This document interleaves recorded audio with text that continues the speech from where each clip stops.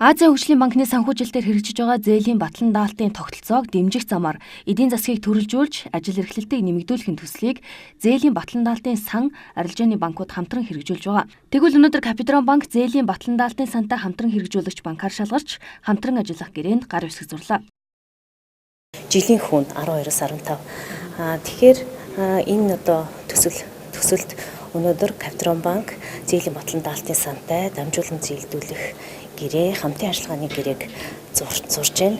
Ингээд Капитрон банкны харилцагчид энэ одоо зээлд хамрагдах боломжтой болж байна. Энэхүү төсөл хэрэгжснээр зээл авахд барьцаа хөрөнгө нь хүрэлцэхгүй байгаа. Шалгуур хангасан жижиг дунд үйлдвэрлэл эрхлэгчдэд 10 хүртэлх жилийн хугацаатай 30-60% батлан даалттай 1 тэрбум төгрөг хүртэлх хэмжээтэй зээлийг Капитрон банк зээлийн батлан даалтын сантай хамтран олох юм.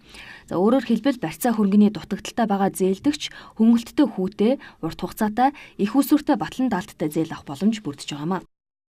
Арилжааны 4 банктай бид нар хамтран ажиллаж байна. Хаан, Хас, Худалдаа хөгжил төрийн банк. Тэгээ өнөөдөр бол Капитрон банк 5 дахь банкаар шалгараад орж байна.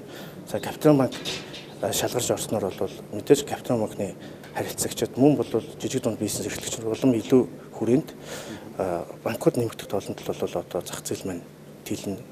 Илүү олон жижиг дунд бизнес эрхлэгчид энэ төсөлд хамрагдах боломж нь нэмэгдэж байгаа давуу талтай юм аа. За гол энэ төслийн ач холбогдол юунд нэхэр Монгол улсад ер нь урт хугацаатай санхүүжилтийн их усүр гэдэг зүйлийг одоо хамгийн гол нь нөгөө банк санхүүгийн байгууллагаас зээл авах гэж боловч тийм ээ барьцаа хөрөнгө нь хангалтгүй байдаг жижиг дунд үйлдвэр эрхлэгчдийг илүү дэмжихэд бол ингэ зориулахаар орж ирсэн.